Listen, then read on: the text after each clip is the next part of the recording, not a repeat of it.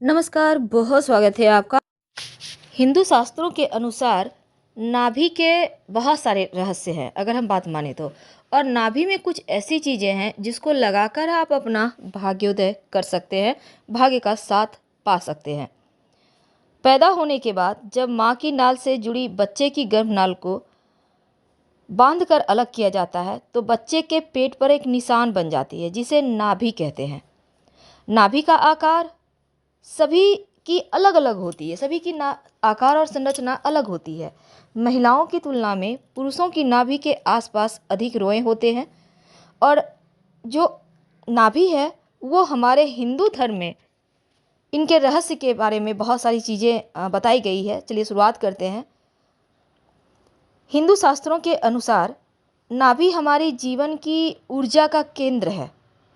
माना जाता है कि मृत्यु के बाद भी प्राण नाभि में 6 मिनट तक रहता है और शरीर में दिमाग से भी महत्वपूर्ण स्थान है नाभि का। नाभि शरीर का प्रथम दिमाग होता है जो प्राणवायु से संचालित होता है। तो हमारा जो सूक्ष्म शरीर है नाभि ऊर्जा के केंद्र से जुड़ा है। और अगर कोई संत या सिद्ध पुरुष शरीर से बाहर निकलकर सूक्ष्म शरीर से कहीं भी विचरण करता रहता है तो उसके सूक्ष्म शरीर की नाभि से स्थूल शरीर की नाभि के बीच एक रश्मि जुड़ी रहती है। अगर यह टूट जाए तो व्यक्ति का अपने स्थूल शरीर से संबंध भी टूट जाता है। हिंदू धर्म में यह भी उल्लेख मिलता है कि भगवान ब्रह्मा का जन्म विष्णु जी की नाभि से हुआ था। इस संसार में प्रत्येक मनुष्य का जन्म नाभि से ही होता है। नाभि को पाताल लोक भी कहा जाता है और विष्णु पाताल लोक में ही रहते हैं। तो इस धरती और संपूर्ण ब्रह्मांड का भी केंद्र नाभि है। तो नाभि केंद्र से ही संपूर्ण जीवन संचालित होता है। ये तो आम हमने आपको बातें बताई। तो चलिए अब थोड़ा और आगे बढ़ते हैं। अगर हम योग शास्त्रों की माने तो नाभि को मणिपुर चक्र कहते हैं। शरीर में 7 चक्र होते हैं तो नाभि को कहते हैं मणिपुर चक्र। नाभि के मूल में स्थित रक्त वर्ण का यह चक्र शरीर के अंतर्गत मणिपुर नामक तीसरा चक्र है जो 10 दल कमल पंखुड़ियों से युक्त है। जिस व्यक्ति की चेतना या ऊर्जा यहाँ एकत्रित है उसे काम करने की धुन सी रहती है। ऐसे लोगों को कर्मयोगी कहते हैं। इसलिए लोग जब ध्यान करते हैं तो उनका जो ये ऊर्जा लेवल है वो बढ़ जाता है। इसके एक्टिव होने से ईर्ष्या, चुगली, लज्जा, भय, घृणा, मोह सब कुछ दूर हो जाता है। और यह चक्र मूल रूप से आत्मशक्ति देता है, आपके अंदर कॉन्फिडेंस बढ़ता है। अगर हम आयुर्वेद की माने तो रोगों को पहचानने के लिए कई तरीके हैं और एक है नाभि स्पंदन। इससे बीमारियों का पता लगाया जाता है कि शरीर का कौन सा अंग में गड़बड़ है। दूसरी बात, चूँकि नाभि ठीक मध्यमा स्तर के बीच में रहती है व्यक्ति के, और मध्यमा स्तर से खिसक कर नीचे रीढ़ की तरफ चली जाए नाभि तो ऐसी महिलाएं गर्भ धारण नहीं कर सकती, ये भी कहा जाता है। नाभि के खिसकने से मानसिक और आध्यात्मिक क्षमता कम होती है, तो ये बातें आज हम नहीं करेंगे।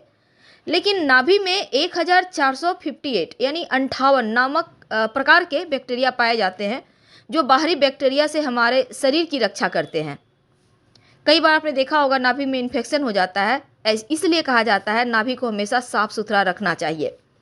पर आप नाभि के ऊपर क्या लगाएं कि आपका भाग्योदय हो, क्योंकि नाभि का सरसों का तेल लगाने से ओठ मुलायम रहते हैं, ऐसा आपने बचपन से सुना होगा। लेकिन अगर आप नाभि पर घी लगाएं तो पेट की अग्नि शांत होती है और कई प्रकार की बीमारियों से रक्षा भी होती है।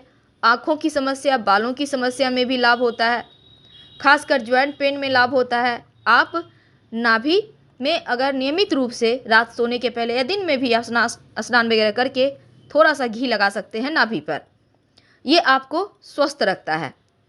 लेकिन जब हम सामुद्रिक शास्त्र की बात करें तो स्त्री और पुरुष के व्यक्तित्व के बारे में नाभि के आकार प्रकार के अनुसार ही उल्लेख किया गया है।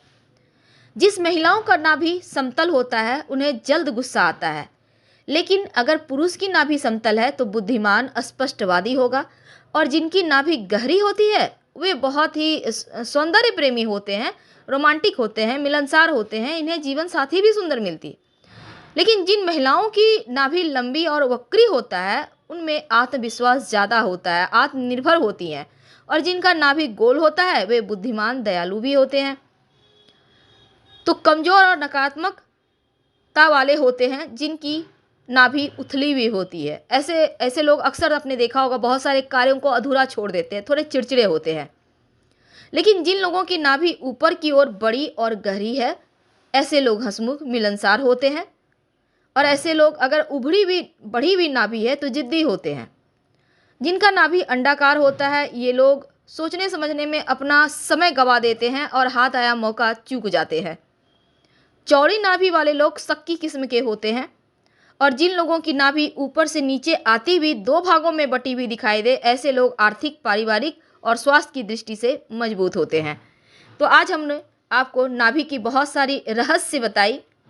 तो चलिए अब जानते हैं, नाभि में सुबह उठते ही वो कौन सी चीज़ है जिसे लगाने से लक्ष्मी आकर्षित होती है, धन आने लगता है। आज हम आपके साथ बहुत सारी बातें करेंगे। देखिए, नाभि में वैसे तो आप तेल लगाते होंगे, आपने सुना होगा। अगर नारियल तेल नाभि में नियमित रूप से लगाते हैं आप, तो आपका शरीर जो आंतरिक अंग हैं उसको पोषण मिलता है और साथ ही पुरुषों के शुक्राणु को भी स्वस्थ रखता है। महिलाओं के मासिक धर्म की समस्या भी खत्म होती है। और अगर नीम का तेल लगाते हैं तो कील मुहासे नहीं होते और स्किन में निखार लाता है। नीम का तेल और जैतून का तेल अगर आप लगाते हैं नाभि में, या बादाम का तेल लगाते हैं, तो आपकी स्किन चमकदार होती है। और इसीलिए सोने के पहले लोग अक्सर जैतून का तेल नाभि में लगाते हैं।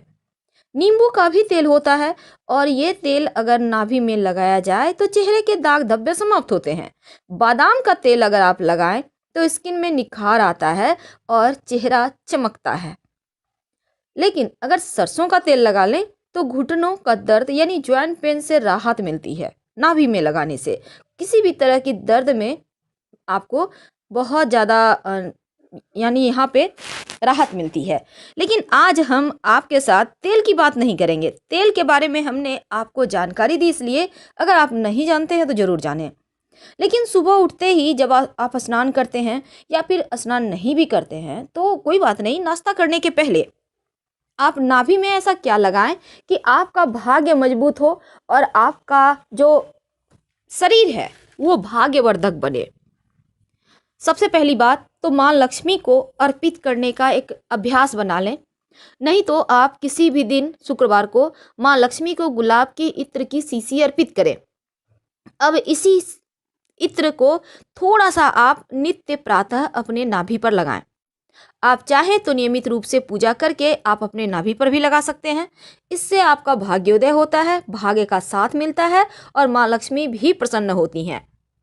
बहुत सिंपल है, लेकिन ये उपाय बहुत कारगर है। जरूर कीजिएगा और अगर जानकारी अच्छी लगे तब लाइक कर सब्सक्राइब कीजिएगा। लेकिन एक और बात याद रखिए, ये जो इत्र है गुलाब का अगर हो तो माँ लक्ष्मी प्रसन्न होती हैं, और अगर चंदन या मोगरे का हो तो आपका स्वास्थ्य अच्छा होता है, मन भी सुकूनदायक यानी एकदम शांत हो जाता है। तो आप अपनी इच्छानुसार चीज़ों को यूज करें और तेल जब भी लगाइए रात में सोने के पहले ही लगाइएगा।